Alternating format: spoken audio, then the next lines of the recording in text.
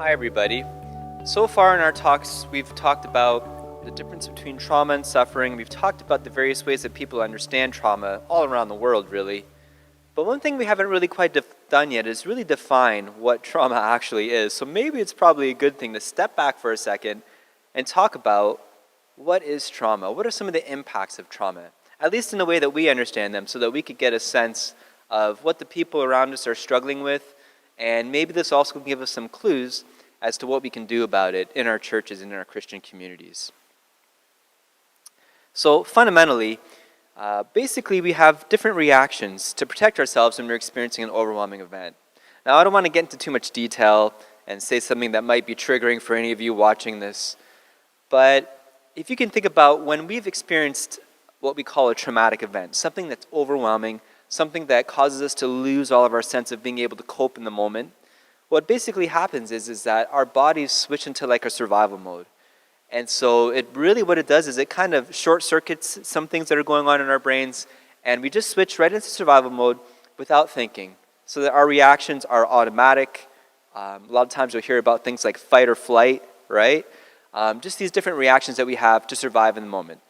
These are reactions that God has really placed into our bodies to be able to help us to deal with threat in our lives. So this is a really key moment. You've got to think about different experiences. I think about some of the experiences that my clients have had where they've been in wartime settings. They've been accosted by the police to be imprisoned for political reasons. They've been oppressed for holding a certain identity and being a certain kind of a person. So thrown into jail or beaten up or all kinds of different things. Things that, again, I'm not going to go into too much detail about. So you can imagine what it's like to experience these things and to be put into that situation where you don't even really have a choice. All you can do is just survive that moment. And again, you're not even really thinking about it. You just survive that moment. This, of course, happens here in Canada, too, for all different kinds of people. It happens in the homes around our churches, too, and even the homes that are represented in our church bodies. So this is something for us to be aware of and to be familiar with, even if we're not necessarily talking about international populations. A lot of the different trauma symptoms that we'll be talking about really have arisen in something we call interpersonal violence, which is basically like abuse. A lot of times done within the context of a family. So these are things we need to be thinking about. So anyways, these automatic reactions, these survival almost instincts that we have can be physical, emotional, or cognitive with our thinking, and they can stay with us long after the overwhelming event is over. So if you think about it, a person who's experienced trauma, they survive the event, their body does something, maybe they have to flee, maybe they have to fight, maybe they even freeze in the moment, but somehow their bodies have decided for them how to survive that moment. And they make it through. They do survive. They were actually successful, which is pretty amazing when you think about it. Maybe their reaction saved their life, right? But the issue is that this reaction, which was so helpful in that moment of trauma, persists. Well, many, many years later, like I even said before in another talk, maybe even decades later. I've worked with elderly people who experienced trauma when they were a little child, and they still feel the same way that they did when they were a little child. I'm thinking of a particular person, a woman in her 80s who experienced a trauma when she was 4 years old, and she still felt like that 4-year-old often. Pretty amazing when you think about it. So obviously having that reaction, that survival instinct, is not helpful when the danger's over. It's not helpful to carry with you in your daily life. In fact, if anything, it causes more problems. It causes anxiety, it causes the various symptoms we'll be talking about in a couple minutes. And so that's the issue of trauma. That's the trick of trauma, remember? That it makes you feel like something is happening right now in the moment that happened in the past, and that's actually over. But your body doesn't understand that it's over yet. And this sense of feeling that unsafety, it is something that is universal. But again, like I said in the last talk, it's interpreted in different ways by people from different cultures. So these reactions stay with us because our bodies are conditioned through the overwhelming event to protect ourselves from it happening again. So it's like our alert systems are on high alert and are really, really sensitive. Really, it's our body is trying to protect us. But because of this experience, it becomes like imprinted in our minds and imprinted in our bodies, so that any little thing that reminds us of the traumatic event causes us to then to react in the same way. So as you know, I work as a trauma therapist, and I work in a community kind of agency to do this work. And it's interesting, many clients will kind of identify me as being part of the government system, even though I'm not. Or they might identify me as being part of the medical system, even though I'm not really. I'm kind of like I'm part of the mental health system, but not really the medical system. I'm not a doctor, for instance. And some people know that I'm a Christian too, and they identify me as being part of the church. And while I'm part of the church body, I don't actually work in a church anymore. I just do various things like these talks, which are related to equipping the church. I'm not actually employed by a church. But it's interesting. Sometimes people will think that I am kind of part of the government, and so they'll be really careful with what they share with me, because in their home countries, they were oppressed by their governments. And so I have to kind of win their trust all over again, and to try to tell them, hey, listen, I am not from the government. I'm not representing the government at all. I'm here as basically an independent therapist who works in an agency that, yes, might be government funded, but we don't have to tell the government anything about you. But again, their bodies are on high alert. They're trying to protect themselves in ways that they're not even really conscious about a lot of times. And so it takes extra effort to win that trust. That's just one example, but there's all kinds of other examples of people who get quote unquote triggered by things that remind them of their trauma or that seem like their trauma, even though it has nothing to do with the trauma. So that's the trick of trauma again. So think of it this way: when we experience the kinds of symptoms that we'll talk about in just a minute here, it's actually our body's way of trying to protect us. So for a variety of reasons, a lot of people will feel, again, like the traumatic events that they've experienced in the past are still happening today, and that they're still in danger.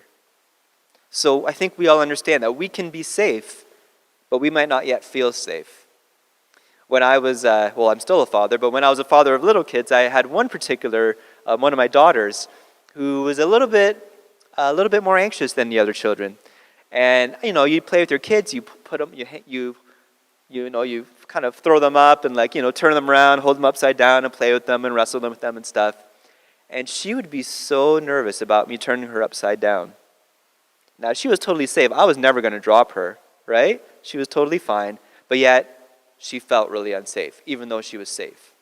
And even though I'm not necessarily saying that was from a traumatic event for her, because it wasn't, that similar kind of feeling is what a lot of people who've experienced trauma actually feel.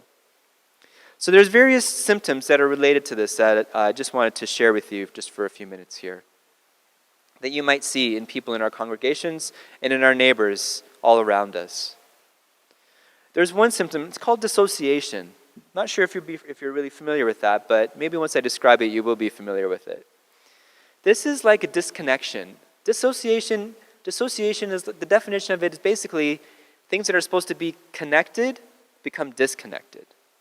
And there's two main ways that this experience happens for people. And I don't really have the time to explain it in too much depth, but the way it manifests is that people can feel really disconnected from the world around them, or they can feel disconnected to themselves, to their own bodies, or to their own personalities. And the thing about trauma is that the longer trauma happens, the more likely this will be the reaction that they actually have. The reaction that's actually there to protect themselves, but then persists in their daily life. So the way this might manifest might look like something like someone who seems like they're always like a bit of a space cadet, right? They're always kind of spaced out and not really following what's going on around them, right?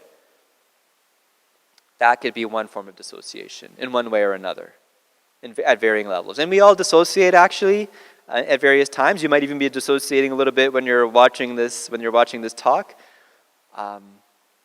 But obviously when it's a huge theme in your life, then it can really impact what's happening in terms of your daily life, right? So there's that form of disconnection. You could also be disconnected from your own body. So I have clients who they'll say, yeah, from the neck down, I really don't feel like my body is really mine. Like it's not really there, like it doesn't really feel real. Or another way that this might manifest is they don't really know who they are personally. Like they have a really hard time defining their identity, defining who they are, the essence of who they are. Now, this might seem kind of heady, but nevertheless, it is a symptom to kind of be alert for. Another symptom that might make a lot of sense based on what I've been talking about trauma, or how I've been talking about trauma, is the idea of hypervigilance. So this is just someone who's often on the alert, scanning for danger, right? Always kind of checking, are we safe? Are we okay here? Right? That kind of a thing. Even when it's unnecessary to do so. Now, some of us live in settings where you kind of have to be hypervigilant to your surroundings. Maybe it's a neighborhood that's known for being a little bit rougher with crime or whatever. You're gonna have to be vigilant, right? But if you're living in an area where crime is very low and there's really no apparent danger anywhere, yet you're always scanning for safety and wondering if you're safe or not, that would be hypervigilance. A lot of people experience that. Most of the clients that I work with experience this. And it makes a lot of sense. Their bodies are hardwired to protect themselves in a way that's even more sensitive than most of us. So therefore, they're all scanning for safety. Related to this, of course, is anxiety. It could be generalized anxiety. Again, for the same reasons, just worrying about things, worrying about their safety, worrying about what's going on in the world around them. It could also be specific to certain people or places or anything that reminds them of the trauma as well, right? For instance, and just to be really frank with you, a lot of my clients are nervous about men. Being around men, being in an office alone with a man, walking on the street beside a man or crossing a man's path. And they have those fears for really good reason, because something happened with a man that was really unsafe and life-threatening at one point. So, again, there might be some anxiety and even some hypervigilance based off of those kinds of experiences. Related to this might be problems trusting people and even an impaired self-view. So seeing themselves as terrible or not lovable or blaming themselves for the trauma, or, and this is a huge one for us in our churches, feeling like they're unforgivable. People who feel like what they've done, even though they haven't done anything wrong, they feel like they are outside of God's reach for forgiveness. You might be surprised how often I've had that conversation with people across different faiths, but including Christians, including evangelical Christians actually, who feel that because they were abused or because something happened to them that was so horrific that they must be to blame somehow and that they can't forgive themselves for it. And not only that, but again, without going into any detail, sometimes in a traumatic experience, you're forced to make awful decisions for your own survival that are things that you would never ever dream of that you would ever have to do, or a decision you'd never have to make, but you were forced to make that decision. And it is something that was awful. And so people then have a really hard time forgiving themselves, even though the decision they had to make was just based off of survival. And there's all kinds of examples that I won't get into about that, but it is something that some people carry with them. So, of course, one of my questions is how can our churches speak to these symptoms? What can we do in our churches to help people with their sense of feeling unsafe? Like they legitimately feel unsafe.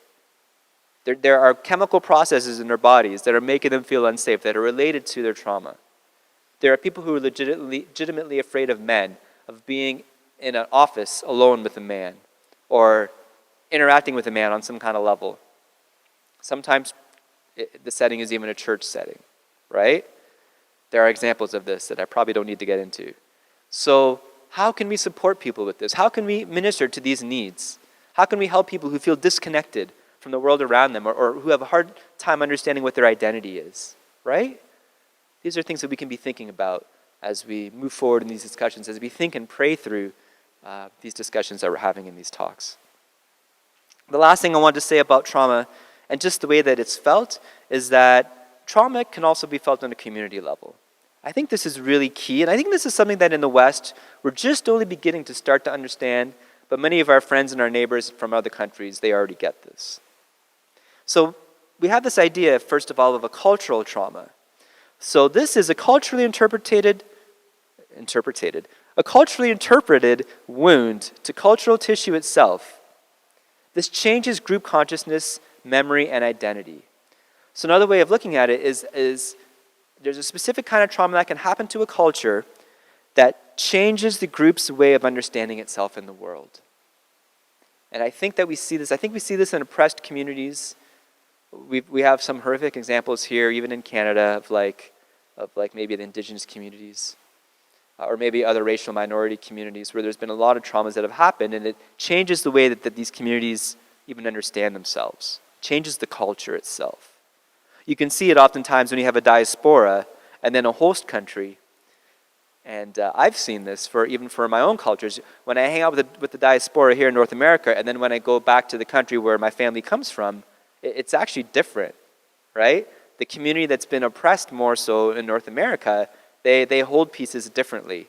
There's a lot more negative impacts of what's happened to them versus the people who are still kind of back home and just living life day to day. So you have that idea. You also have an idea of the collective trauma. So this is trauma that's experienced on that communal basis again. And basically what happens here is that the bonds between people are broken. And this also happens in the same communities I just mentioned. You can maybe think of different examples of communities where the bonds are just completely shattered. We could also think of other examples, perhaps such as the community breakdown that occurred during the genocide in Rwanda in 1994.